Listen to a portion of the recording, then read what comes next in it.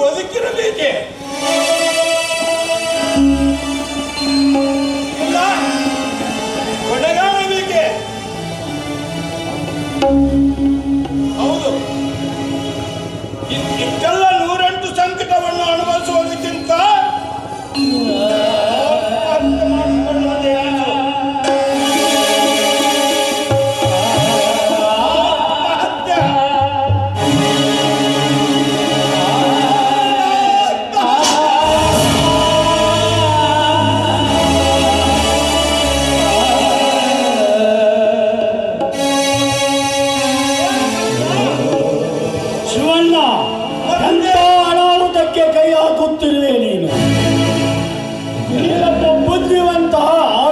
ಜೀವಿ ಇಂಥ ಹೀನ ಕಾರ್ಯವನ್ನು ಮಾಡಬೇಕೆ?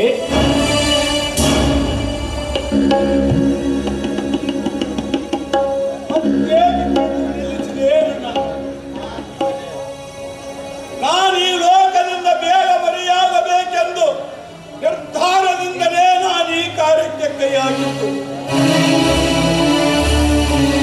ನನ್ನನ್ನು ಬಿಟ್ಟು ಬಿಡು ಕಾಳಿಗ, ನನ್ನ ದಾರಿಗೆ ನೀನು ಅಡ್ಡ ಬರಬೇಡ. ಶಿವಣ್ಣ, ಇಂಥ ಸ್ಥಿತಿಯಲ್ಲಿ ನಿನ್ನನ್ನು ನೋಡುತ್ತೇನೆ ನಾವು ಕನಸಿನಲ್ಲಿಯೂ ಕಂಡಿರಲಿಲ್ಲ. ವಿದ್ಯೆಯು ನಿನ್ನನ್ನು ಬೆನ್ನಟ್ಟಿಕೊಂಡು ಬಂದಿದೆಯಲ್ಲವೇ? ನೀನು ಆತ್ಮಹತ್ಯೆ ಮಾಡಿಕೊಳ್ಳಬೇಕಾದರೆ ಮೊದಲು ನನ್ನ ಕತ್ತನ್ನು ಕತ್ತರಿಸು. ಕತ್ತರಿಸು ನನ್ನ ಕತ್ತನ್ನು.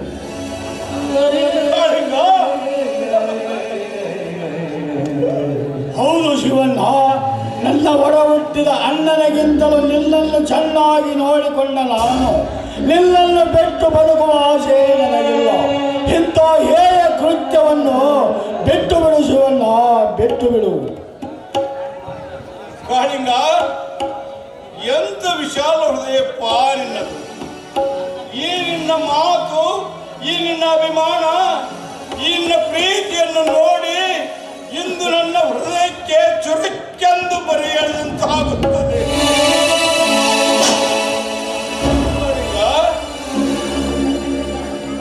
ನಾನಿಂತ ಕೆಟ್ಟ ಕೆಲಸಕ್ಕೆ ಕೈ ಹಾಕಿದ್ದು ಶುದ್ಧ ತಪ್ಪೆಂದು ನನಗೂ ಚೆನ್ನಾಗಿ ಗೊತ್ತು. ಆದರೆ ನನ್ನ ಒಳ ಹುಟ್ಟಿದ ತಮ್ಮನೇ ನನ್ನನ್ನು ಮನೆ ಬಿಟ್ಟು ಹೊರ ನೂಕಿದಾಗ ಇನ್ನಾರ ಆಶ್ರಯ ನನಗಿದೆ ತಮ್ಮ. ಶಿವಣ್ಣ, ಆಳಿಲ್ಲ ತಮ್ಮ ಹೊರಗೆ ಹಾಕಿದರೆ ಏನಾಯಿತು? ಈ ನಿಲ್ಲ ತಮ್ಮ ಕಾಳಿಂಗನಿಲ್ಲವೇ ನಿನ್ನನ್ನು ಸಲುವಲು?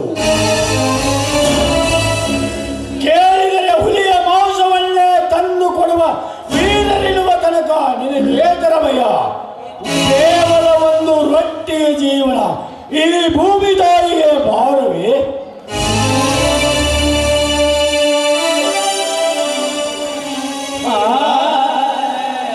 ಈ ಭೂಮಿ ತಾಯಿ ನಮ್ಮೆಲ್ಲರನ್ನು ತನ್ನ ಒಡಲಿನಲ್ಲಿ ಹಾಕಿಕೊಂಡು ಕಾಪಾಡುತ್ತಿರುವುದರಿಂದಲೇ ಅಲ್ಲವೇ ನಮ್ಮ ದೇಶ ಬದುಕುತ್ತಿರುವುದು. ಅದಕ್ಕೆ ಮಾನವ ವಿಶ್ವಾಸರಹಿತನಾಗಿರಬೇಕು. ಒಂದು ದೇಶ ಬದುಕಬೇಕಾದರೆ, ಒಂದು ದೇಹ ಬದುಕಬೇಕಾದರೆ ಶ್ವಾಸಕೋಶ ಬೇಕು. ಒಂದು ದೇಶ ಬದುಕಬೇಕಾದರೆ ವಿಶ್ವಾಸ ಬೇಕು. ಆದರೆ ಈಗ ಯಾರ ವಿಶ್ವಾಸ ಯಾರಿಗೆ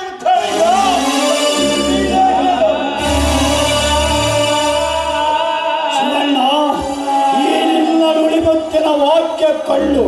ಮಾನವರೇ ಎಚ್ಚೆತ್ತುಕೊಳ್ಳಬೇಕು.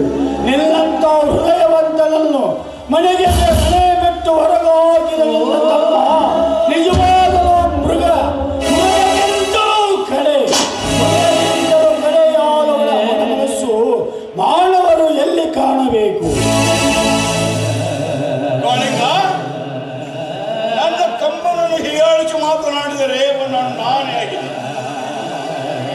ಅವನು ನನಗೆ ಎಂತ ಕಷ್ಟ ಕೊಟ್ಟರು ನನ್ನ ಒಡ ಹುಟ್ಟಿದ ಸಹೋದರ.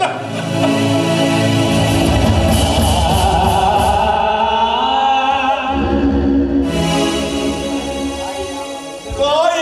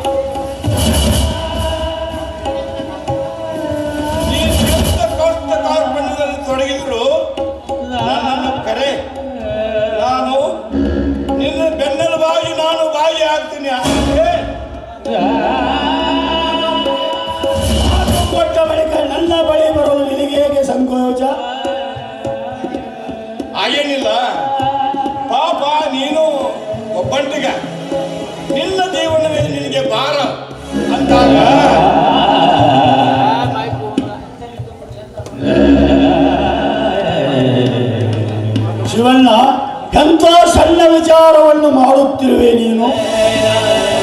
ನಿನ್ನ ಆಶೀರ್ವಾದ ಇರುವ ತನಕ ನನಗೆ ಯಾವ ಚಿಂತೆಯೂ ಇಲ್ಲ. ಸರ್ಕಾರದವರು ನನಗೆ